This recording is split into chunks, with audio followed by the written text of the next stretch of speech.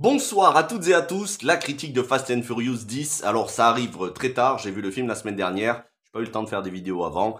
Mais critique, première partie sans spoilers et ensuite une petite partie spoilers pour vous révéler toutes les surprises du film. Alors, voilà le genre de film que j'aime, voilà le genre de film que je veux voir au cinéma.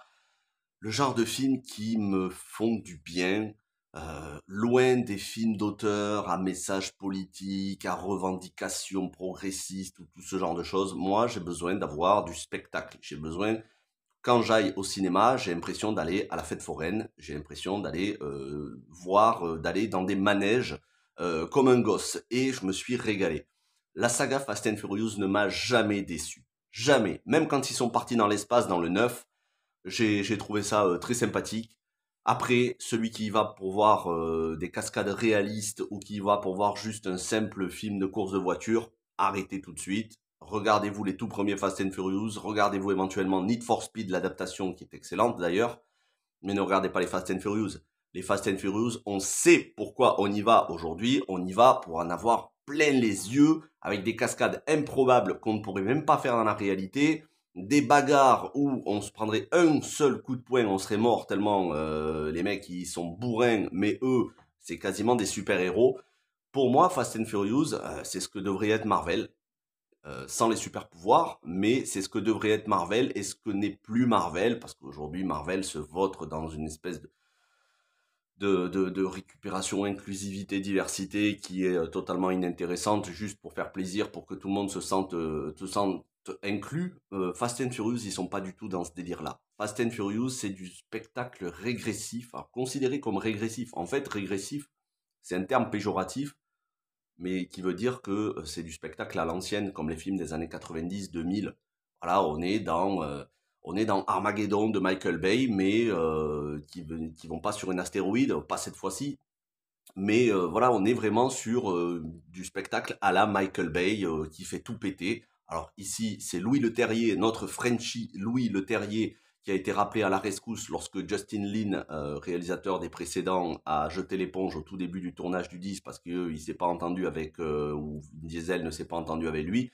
Et donc, ben, le patron d'Universal a appelé Louis Leterrier en renfort. Louis Leterrier, j'ai vu une interview qui était un fan absolu de la saga Fast and Furious, qui rêvait de faire un film et qui n'avait jamais fait un film aussi ambitieux. Après, c'est un très bon réalisateur, Le Transporteur 1 et 2, Danny the Dog.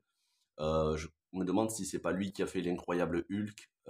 J'ai peut-être un doute sur celui-là, mais récemment, il nous a fait la série Netflix qui a été annulée. Malheureusement, Netflix, c'est comme ça, ils annulent leurs bonnes saisons et leurs bonnes séries et ils gardent les moins bonnes.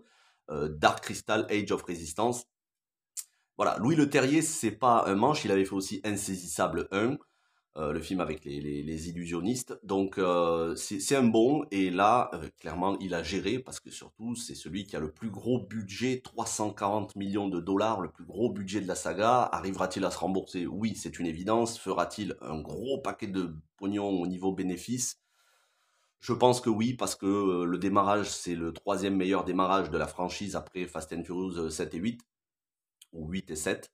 En tout cas, je suis très très content que ce soit un Frenchie qui bah, dirige un blockbuster à l'américaine. Si on savait pas que c'était lui, on aurait dit que c'était Justin Lin ou Michael Bay. Ça fait vraiment penser à du Michael Bay. Moi, c'est le cinéma que j'adore, le cinéma décomplexé, qui ne se prend pas la tête avec des messages politiques ou de revendications, et où il y a une énorme force, quoi qu'on en dise, même si on peut dire que c'est décérébré, qu'il faut poser son cerveau, tout ce que vous voulez, le film est motivé par une force, la notion de famille. Et ça, c'est tout au long de la saga. Ça fait rire certains, ça en fait sourire certains, avec un sourire méprisant pour certains, un sourire bienveillant pour d'autres.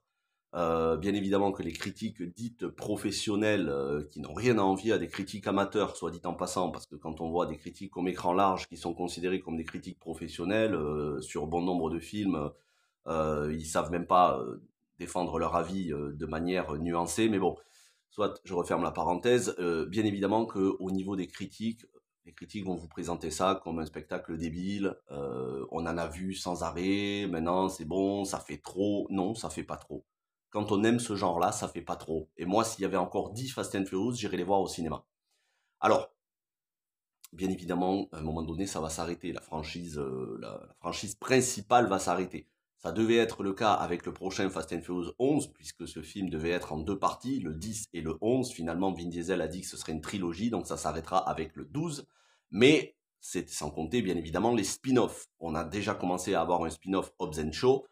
On aura d'autres spin-offs, ça vient d'être annoncé, des spin-offs au casting féminin. Alors ça, j'ai vraiment envie de voir parce que toutes les actrices de ce film, je les adore. Vraiment, je vais vous en parler. Pour moi, c'est gros, gros coup de cœur pour l'interaction entre les personnages féminins dans ce film. Mais voilà, du spin-off féminin, du spin-off avec plein de personnages de la saga, moi je suis pour. Allez-y, balancez. Je me suis revu Hobbs & Shaw quand il est passé sur TF1 il y a avant-hier soir, je crois. Je me suis régalé. Allez-y, balancez-nous des spin-offs, balancez-nous du blockbuster qui pète de partout et qui soit loin de toutes la sclérose de l'inclusivité diversité d'Hollywood, puisqu'en plus ce film fait de la diversité, il y a des gens de quasiment toutes les nationalités, donc sauf que ils se la ramènent pas en disant nous on fait de l'inclusivité, non, ils font du divertissement pur. Alors, après cette longue introduction de 6 minutes, de quoi parle le film? Bon, je pense que j'ai pas vraiment besoin de vous en parler, vous avez vu la bande-annonce, tout est dans la bande-annonce. Sachez que c'est une première partie, que ça va s'arrêter à la fin du film en pleine action, mais c'est normal, c'est la première partie d'une trilogie. Je trouve qu'il y a... En fait, quand on nous l'annonce avant, je trouve qu'il n'y a pas de raison d'être frustré. Parce que on nous l'annonce avant. On sait que ça va être une première partie. C'est comme Hunger Games, partie, le dernier, la partie 1 et 2. C'était comme Harry Potter, partie 1 et 2, le dernier. Et comme plein de films dans ce genre-là, ou même à l'époque, je me souviens, en 2003, Pirates 2006 plutôt, ou 2007, Pirates des Caraïbes, La Malédiction du Coffre Maudit, Le Secret du Coffre Maudit et Jusqu'au bout du monde.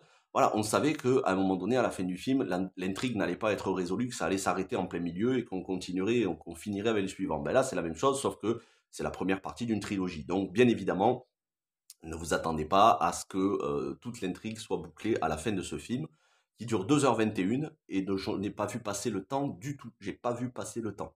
Et ça, c'est le signe que c'est un très bon film parce que ça m'a gardé éveillé, ça m'a gardé en éveil tout au long du film. Là où par exemple John Wick 4, et j'assume, quand j'avais dit ça avait pas plu, je m'étais pris une rafale de commentaires et de pouces rouges, mais oui, John Wick 4, je me suis ennuyé parce que beaucoup trop long, ça méritait une demi-heure de moins. Ben là, sur ces 2h20 de film, je n'ai pas vu passer le temps du tout. Et pourtant, je m'étais levé tôt et je suis allé le voir en plein milieu de l'après-midi.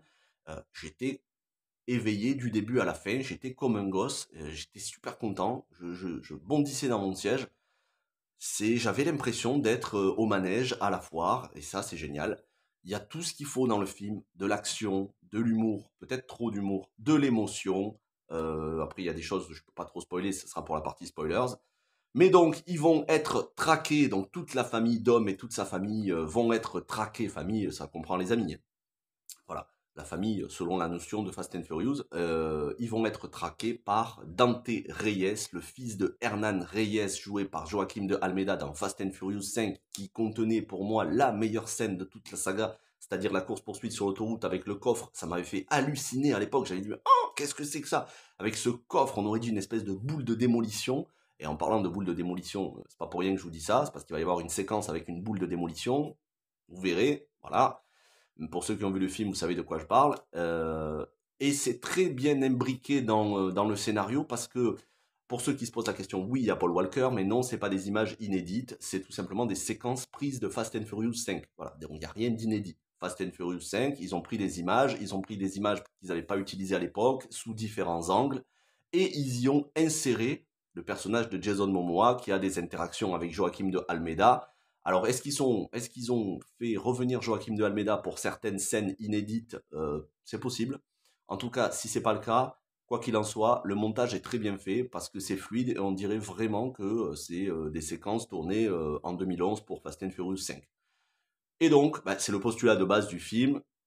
Lorsque Joaquim de Almeida, Hernan Reyes se fait tuer, Dom pense avoir aussi tué Dante Reyes, sauf qu'il a survécu, il a plongé dans l'eau, enfin sa voiture il est tombé dans l'eau, mais il a survécu. Et pendant 10 ans, puisque 10 ans se sont écoulés entre maintenant et Fast and Furious 5, pendant 10 ans il a échafaudé un plan, non pas pour tuer tout le monde, mais pour faire souffrir Dom, parce qu'il connaît le point faible, ou plutôt en réalité c'est le point fort, mais il connaît ce qu'il pense être le point faible de Dom, donc de Vin Diesel, c'est-à-dire la famille, et il va l'obliger à faire des choix entre sauver différents membres de sa famille, parce que voilà, il lui dit tout le monde ne pourra pas être sauvé, tu vas devoir faire des choix.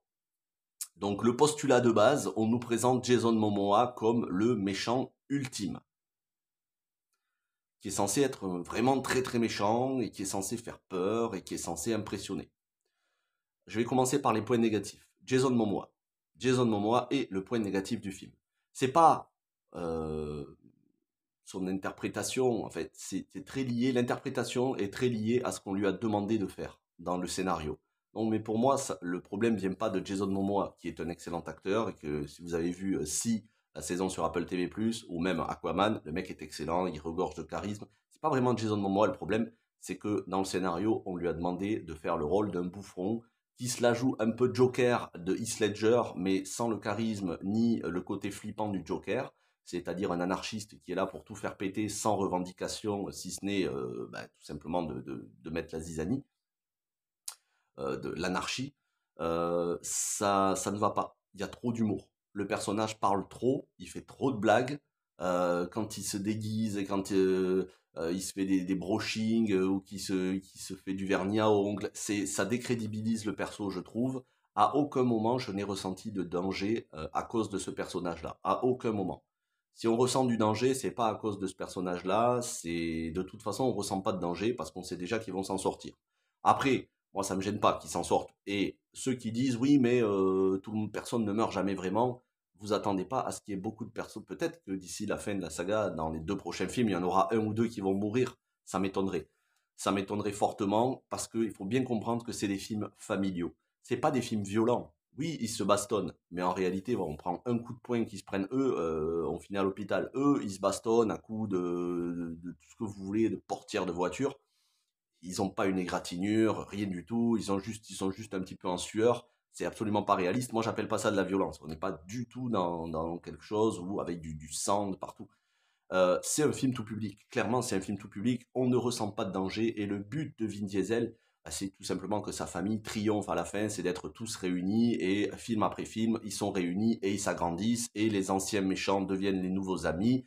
À l'image de Charlize Theron dans ce film qui, ça c'est au tout début du film, va être elle aussi traquée par, va être menacée, attaquée, tout simplement tentative de meurtre de la part de Jason Momoa sur elle, et c'est elle qui va venir prévenir Vin Diesel, Michelle Rodriguez et tous les autres. Alors, je dis pas qu'elle devient amie, mais les ennemis de mes ennemis sont mes amis. C'est le principe. Et puis, de toute façon, comme vous l'avez vu dans la bande-annonce, on a le retour de Jason Statham, qui va faire une confrontation avec Han, donc Sun Kang, donc les anciens ennemis de hier sont les amis d'aujourd'hui. C'est le principe des Fast and Furious avec des nouveaux personnages comme Brie Larson, qui fait la fille de Monsieur Nobody, c'est-à-dire Kurt Russell, que l'on n'a pas vu depuis, je crois, le film précédent, et qui pour l'instant est dans la nature, on ne sait pas où il est. Mais voilà, elle aussi vient compléter la famille, ainsi qu'un autre personnage, voilà, j'en dis pas plus, le personnage de Daniela Melchior, qui est d'ailleurs très très, j'avais pas bien remarqué dans The Suicide Squad de James Gunn, j'avais plutôt bien aimé son personnage de Ratcatcher 2, mais j'avais pas remarqué à quel point elle était super mignonne en fait.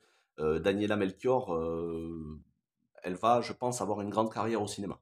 Quelque chose me dit qu'on va la voir de plus en plus parce que elle est très badass et elle dégage beaucoup de charisme. Donc, voilà, des menaces de partout, ça pète de partout, des trahisons, des réconciliations, des surprises. Un film qui finit avec un cliffhanger final pour enchaîner sur une scène post-générique. Si vous regardez un petit peu les réseaux sociaux, vous savez que il y a voilà, vous savez quel acteur, et je dis bien acteur, a été annoncé. Bon, je vais le dire, c'est Dwayne Johnson. Voilà, la scène post-générique, c'est Dwayne Johnson, j'en dis pas plus. Déjà ça, c'est du spoiler, mais bon, je vais vous en parler un petit peu plus dans quelques instants dans la partie spoilers. On aura donc Dwayne Johnson dans la suite, on aura aussi Jason Statham. Ça sera peut-être éventuellement un Hobbs & Shaw 2 déguisé, je sais pas. Parce qu'il y a aussi la suite de Hobbs & Shaw qu'il faut faire, faut pas l'oublier. Le méchant n'était pas réellement mort à la fin de Hobbs & Shaw, de celui qui tirait les ficelles. Est-ce que tout ça va être relié? Je ne sais pas. Quoi qu'il en soit, il y a beaucoup d'émotions à travers le personnage de John Cena dans le film. John Cena qui est excellent. Et pour le coup, l'humour de John Cena dans le film fonctionne parce que c'est l'humour du clown. C'est-à-dire, il sourit, il fait des blagues, mais pour cacher sa peur. Et ça, j'ai trouvé que c'était plutôt bien exploité dans le film, sachant que c'est lui qui est en charge de protéger petit Brian, Brian Toretto, donc le fils de Dom, puisque ses parents, sa famille sont dispersés aux quatre coins du monde, et c'est donc Jacob Toretto, John Cena du film précédent, qui est en charge de protéger son neveu. Et l'alchimie entre les deux personnages, elle est géniale, sachant que le jeune acteur qui fait Petit Brian, je l'ai trouvé excellent. C'est vrai qu'il y a des acteurs ados qui sont désagréables dans certains films ou séries, on a envie parfois de leur mettre des gifles, et lui, il est très attachant dès le début, il en fait ni trop ni trop peu, pas un mot plus haut que l'autre, pas de manque de respect aux adultes, c'est vraiment un jeune acteur, le personnage est très attachant et le jeune acteur est très très bon dans le rôle. Et il va avoir de plus en plus d'importance, je pense, dans les 2 prochains films, sachant que voilà, son père lui apprend déjà à faire du drifting, des dérapages et à bien conduire, enfin conduire à façon Toretto. Donc la notion de famille plus que jamais, je me suis vraiment régalé, j'étais comme un gosse devant le film, je ne peux que le recommander à tout le monde.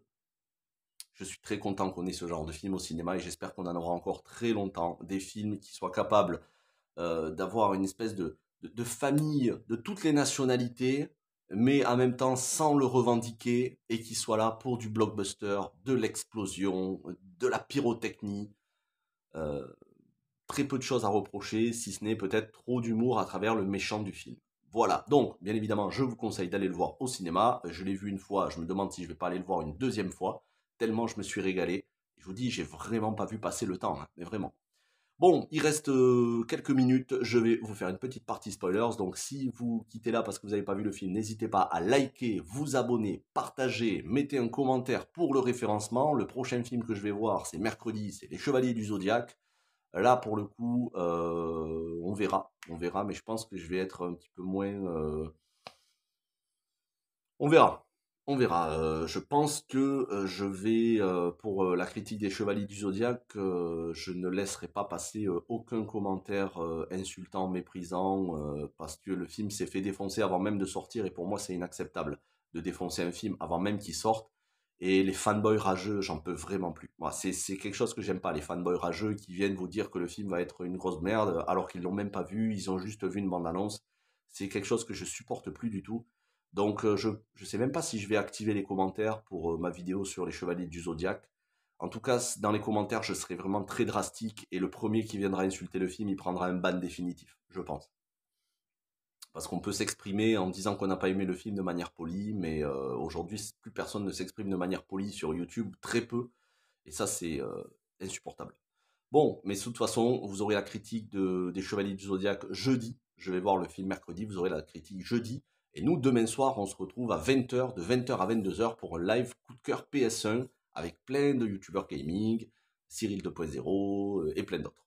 En attendant, donc, n'hésitez pas à liker, vous abonner, partager. On va passer à la partie avec spoilers dans 5, 4, 3, 2, 1, partie spoilers. Alors, le retour de Gisèle.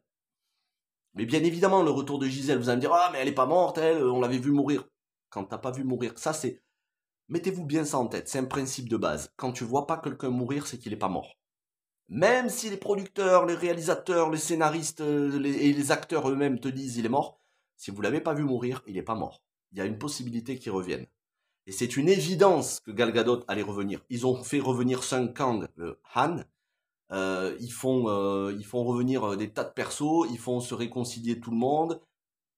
Personne n'est vraiment mort. On avait vu Han exploser dans sa voiture dans Fast and Furious Tokyo Drift. Et ensuite, dans Fast and Furious 7, on nous a montré que il était sorti de la voiture. C'était évident que Gal Gadot, elle n'était pas morte. Et on rappelle que Gal Gadot, avant de devenir Wonder Woman, l'excellente, parce que pour moi, elle est vraiment excellente en Wonder Woman, surtout le premier film de 2017, avant de devenir Wonder Woman, c'est vraiment la saga Fast and Furious qui l'a fait décoller avec Fast and Furious 4, et puis en 5 et 6.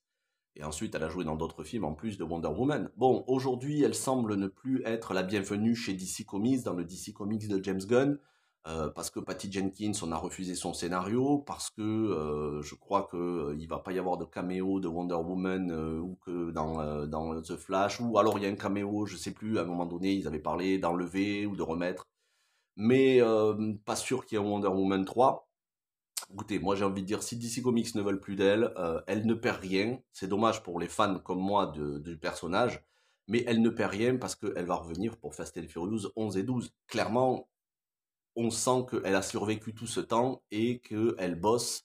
Alors, et c'est là où on va en apprendre un petit peu plus parce que euh, Mia, non, c'est Mia, non, c'est pas Mia, c'est Letty. Letty et Cypher, donc Michelle Rodriguez et Charlize Theron, qui ont un duo mais formidable. J'ai adoré leur duo. Charlize Theron, encore une fois, m'a impressionné et je commence à adorer de plus en plus cette actrice, vraiment. C'est une actrice que j'avais pas d'affinité particulière, mais ces derniers temps, elle ne cesse de me surprendre agréablement, même si j'avais pas du tout aimé Atomic Blonde. Et pour le reste, elle ne cesse de me surprendre agréablement. Charlize Theron, elle est vraiment cool. Donc, il y a ce duo qu'elles ont ensemble. Et elles s'échappent. Elles sont dans une base en Antarctique, dans une base de la CIA. Et elles vont venir être délivrées par un sous-marin qui sort de la glace et qui sort de ce sous-marin, Giselle, donc Gal Gadot. Et Charlize Theron ne semble pas étonnée. Ça semble être le plan prévu par Charlize Theron. Alors, est-ce que Charlize Theron et Gal Gadot, donc Cypher et Giselle, étaient en contact depuis plusieurs années? Est-ce qu'on va pas nous dire que Cypher, c'est une agent de la CIA, une agent double? Enfin, tout est possible hein, avec eux. Ils peuvent te faire croire n'importe quoi. Donc, moi, je ne serais pas étonné si au final, Cypher devient une gentille et qu'elle a bossé tout ce temps-là avec Gal Gadot, voire même peut-être que c'est elle qui a sauvé Gal Gadot. Euh, Peu importe, mais ça me fait tellement plaisir de voir Gal Gadot. Vraiment, j'adore cette actrice. J'ai hâte de voir son Cléopâtre, un vrai Cléopâtre, hein. Voilà, qui ressemble à la vraie Cléopâtre. Bon, vous voyez ce que je veux dire. Donc, celui-là, je foncerai le voir Day One, d'ailleurs, le Cléopâtre avec Gal Gadot. Je suis très très content de son retour, parce qu'en plus, elle va pouvoir se retrouver avec Han, et moi, c'est mon couple préféré de toute la saga. Gisèle et Han, c'est mon duo préféré de toute la saga. Et j'avais tellement hâte qu'ils se retrouvent, et ils se retrouveront dans le prochain film ou dans le deuxième ou troisième film de cette trilogie. En dehors de ça, ben, le côté émotion, c'est le sacrifice. Alors le sacrifice, point d'interrogation, le sacrifice de Jacob, c'est-à-dire, comment il s'appelle? John Cena. John Cena qui se sacrifie pour que Dom et son fils puissent s'échapper. Il se sacrifie en se faisant exploser avec une voiture où il y a des lance-roquettes dessus. Tout ça sous les yeux de Dom et de Petit Brian et de Dante Reyes. Maintenant, on connaît les Fast and Furious. On a vu exploser Anne dans Tokyo Drift. On sait qu'il s'en est sorti. Est-ce qu'ils vont pas nous le ramener à la fin, genre dans le tout dernier film, dans la dernière demi-heure, ben en fait j'étais pas mort, j'ai fait semblant, et où tout le monde sera réuni autour de la table. Moi ça m'étonnerait pas. Moi ça m'étonnerait pas parce que personne n'est pas mort tant que t'as pas vu le cadavre fumant. Et encore, des fois on va te dire ah oui mais c'était un faux cadavre. Tant que t'as pas vu le perso se faire arracher la tête, pour moi il est pas mort. Donc, on nous fait croire qu'il est mort, qu'il se sacrifie. Peut-être c'est le cas, peut-être il va revenir pour la suite. Mais quoi qu'il en soit, c'est le côté émotion du film. Parce que quand on sait que les deux persos, les deux frères étaient en froid dans le film précédent, qui se sont affrontés, et que là, il n'hésite pas une seule seconde à se sacrifier. Voilà. John Cena, ça fait plaisir de le revoir. Et puis, moi, je n'imagine pas qu'on ne puisse pas nous faire une retrouvaille entre John Cena et Dwayne Johnson, les deux catcheurs de la WWE les plus célèbres. Ce serait génial si on avait un duo au moins dans une scène pour la suite. En tout cas, je ne crois pas dans la mort de Jacob Toretto dans le film, mais c'est ce qu'on nous fait croire à la fin de ce film. Ça arrive dans le dernier quart d'heure avec cette scène sur le barrage qui est une scène mais improbable, mais tellement surréaliste que c'était un régal pour les yeux, où ils dévalent pendant que tout le barrage est en train d'exploser. Il y a une espèce d'avalanche de feu et de lave, c'est la folie. Et eux, ils sont là avec je crois que c'est une Dodge, il me semble que c'est une Dodge, je sais plus, mais je crois que c'est une Dodge. avec la Dodge en train de dévaler Dom et son fils dans la voiture. Bah, c'est des trucs impossibles. On est dans un film de super-héros, on est dans Avengers. Pour moi, on est dans Avengers. Mais j'adore. J'adore et je peux pas leur en tenir rigueur. C'est ce que je vais, c'est ce que je cherche à voir quand je vais au cinéma. Voir ce genre de film, c'est ce que je veux. Des cascades toujours plus improbables, mais toujours plus fantastiques. Donc voilà pour les deux surprises du film, le sacrifice de Jacob, le retour de Gisèle. Daniela Melchior qui joue la sœur de Elena, donc de Elsa Pataki. Elle aussi, elle va venir compléter la famille, puisque c'est la véritable tante de Petit Brian. Hein. Petit Brian, c'est le fils de Dom et de Elena. Donc, et le retour de Dwayne Johnson dans la scène post-générique, puisque c'est Dwayne Johnson qui avait appuyé sur la gâchette pour achever Joaquin de Almeida, Hernan Reyes. Et ça, Jason Momoa, il l'a pas oublié. Et il a dit, maintenant, en plus de traquer Dom et tout le reste, maintenant, je vais aussi m'en prendre à toi. Et Dwayne Johnson qui dit, vas-y, viens, je t'attends. Sachant que Jason Statham est parti à la poursuite de Alan Ritchson qui fait Ames, un agent de la CIA corrompu qui bosse pour Jason Momoa. Alors Alan Ritchson, petite parenthèse, le mec est une armoire à glace, c'est impressionnant. Honnêtement, c'est impressionnant. Il fait Jack Reacher dans la série sur Amazon Prime. Il a fait une des Tortues Ninja dans les Ninja Turtles, les reboots produits par Michael Bay. Alan Ritchson, il dégage un charisme de par son gabarit, c'est impressionnant. Tu sens que le mec, tu lui mets un coup de poing, tu te casses la main. Parce que c'est une montagne de muscles. Il est tellement imposant, il n'a rien à envier à la musculature de Dwayne Johnson. D'ailleurs, je pense qu'il y aura un combat entre les deux. En tout cas, il y aura un combat entre lui et Jason Statham, ça c'est une évidence. Jason Statham, donc, il va traquer le mec de la CIA corrompu. Forcément, Jason Statham va se retrouver avec Dwayne Johnson. C'est pour ça que je vous dis qu'on risque d'avoir un Hobbs & Shaw 2 déguisé pour la suite. En tout cas, voilà. Ce qui fait plaisir, c'est qu'il ait réussi à avoir une réconciliation entre Dwayne Johnson et Vin Diesel, parce que les deux ne se parlaient plus. Dwayne Johnson avait dit « je ne reviendrai pas dans la franchise ». Alors bon, à mon avis, ils ont dû allonger le chèque quand même pour le faire revenir. Mais c'est là où je vous dis que c'est, et je terminerai par ça, parce que déjà la vidéo est très longue, je ne suis même pas sûr que vous la regardiez en entier, mais c'est là où je dis que c'est une vraie notion de famille. C'est que, oui, il y a l'aspect du fric, je te signe un gros salaire pour que tu viennes dans mon film, ok. Mais jamais personne ne s'embrouille définitivement dans ce genre de film, avec Vin Diesel, Dwayne Johnson, avec les grosses stars. Jamais personne ne s'embrouille définitivement. À un moment donné ou un autre, pour le public, ou pour eux-mêmes, ou pour le cachet, le salaire, ils reviennent, ils réintègrent la famille fictive, mais réelle, parce que quelque part, maintenant, ça fait un bon moment qu'on voit tous ces personnages qui se retrouvent. Et clairement, ils forment une vraie famille. On sent qu'ils s'entendent bien, même en dehors des caméras, et qu'ils doivent se voir. Bon, déjà, on sait que Vin Diesel et Michelle Rodriguez, ils s'entendent comme frères et sœurs, comme mari et femme. Bon, ils sont pas dans la vraie vie ensemble, mais voilà, on sent qu'ils s'entendent formidablement bien. Michelle Rodriguez, qui est magnifique. Mais bon, euh, c'est ça qui est bien, c'est que on n'est jamais à l'abri d'une surprise. Le mec revient. Bon, c'est vrai qu'en ce moment, Dwayne Johnson, il est au creux de la vague à cause de Black Adam qui n'a pas marché, qui pourtant était excellent, peut-être un des meilleurs films DC Comics de ces dernières années. Mais bon, soit, en tout cas, il revient et ça promet pour la suite. Et j'ai tellement hâte. Ça va être dur d'attendre 2 ans, et c'est la réflexion que je me suis fait quand j'ai fini de voir le film au cinéma. J'ai tellement hâte de voir la suite. Ça va être dur d'attendre 2 ans. Le prochain film est prévu pour 2025. J'espère vraiment que voilà, il n'y aura pas de retard, parce que déjà 2025 c'est loin, on est en 2023. Bon, ça va passer vite, hein, mais j'ai tellement hâte de voir la suite. Tellement, tellement, tellement. Et dire qu'il y a encore un troisième et dernier volet, Fast and Furious 12, j'espère que celui-là, ils vont nous le sortir un an après le 11, parce que s'il faut encore attendre 2 ans de plus, ça ferait 4 ans avant d'avoir le fin mot de l'histoire. Les gars, sortez le film, parce que de toute façon, il va marcher le film. Le film va marcher, il va faire des entrées, il va cartonner au box-office, c'est sûr. Il va peut-être pas faire 1 milliard ou 1,5 milliard comme le 7 et 8, mais il va marcher. Donc allez-y, balancez-nous le film, tournez-les dans la foulée, enchaînez les deux films, sortez-nous-les à 6 mois, 1 an d'intervalle. Moi, je suis en demande de ce genre de film, et je terminerai cette vidéo en vous disant que aujourd'hui, le cinéma m'intéresse moins qu'avant. Ce qui m'intéresse beaucoup plus, c'est pas les films d'auteur, où j'en regarde quasiment plus parce que ça fait que parler, en plus ça fait que véhiculer des idées et des combats politiques qui ne m'intéressent pas, qui ne sont pas les miens.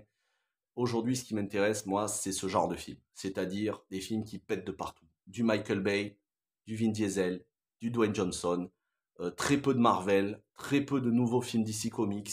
Moi, ce qui m'intéresse, c'est des blockbusters décomplexés, sans aucune revendication d'aucune sorte, qui soient là uniquement pour les effets spéciaux, l'humour, mais un humour qui fonctionne, parce que cet humour, même si sur Jason Momoa il y en a trop, ça fonctionne quand même mieux que Marvel.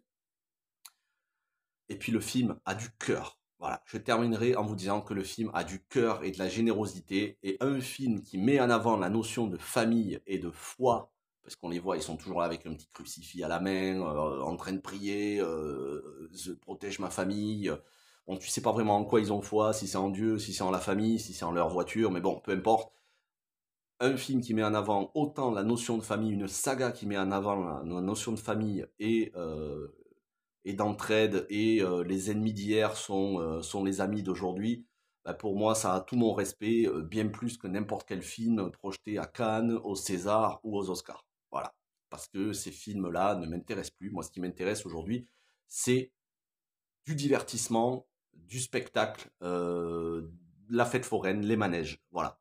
Et pour moi, ce film, c'est un manège, et c'est ça que j'adore. Si vous avez apprécié le film, n'hésitez pas à me le dire. N'hésitez pas à me dire ce que vous avez pensé du film. On reste poli. Si vous n'avez pas aimé, c'est pas... restez poli. Et puis si vous avez détesté, restez poli. Hein. Encore une fois, je le dis, les commentaires insultants ne sont pas les bienvenus. Ils seront supprimés. Mais bon, je pense que la plupart des gens qui vont voir Fast and Furious, ils y vont parce qu'ils aiment. Donc, n'hésitez pas à me dire ce que vous avez aimé le plus du film. Voilà. Et encore une fois, les critiques de presse professionnelle perdent leur crédibilité en encensant des films à 4 ou 5 étoiles qui sont là, histoire de deux femmes qui vont parcourir l'Europe, qui sont en couple, à la recherche d'un donneur pour une PMA, une GPA. Alors ça, vous allez avoir du 5 étoiles. Mais des films comme Fast and Furious, vous allez avoir du 2 étoiles. Vous voyez, la déconnexion. C'est pour ça que je vous dis, moi, c'est ce genre de film, Fast and Furious, que j'ai envie de voir aujourd'hui, du Bad Boys 4. Ça, c'est des films que j'aime. Merci à toutes et à tous, portez-vous bien, et on se retrouve demain soir pour un live spécial coup de cœur PS1, et jeudi pour les Chevaliers du Zodiaque. Je flippe un peu hein, pour les Chevaliers du Zodiaque, je vais aller le voir, parce que la bande-annonce de Donjons et Dragons m'avait laissé de marbre, voire catastrophique. Au final, le film était une bonne surprise. J'espère que ce sera une bonne surprise pour les Chevaliers du Zodiaque. Hein, j'avoue, je flippe un petit peu. J'ai peur de voir un film de cosplay, mais je ne sais pas si ce sera aussi mauvais que Dragon Ball Evolution. De toute façon, personne ne le sait, puisque très peu de monde a vu le film, et en France, on l'a pas vu, donc on ne peut pas juger sans avoir vu. Merci à toutes et à tous, passez une bonne soirée, portez-vous bien, et ciao tout le monde.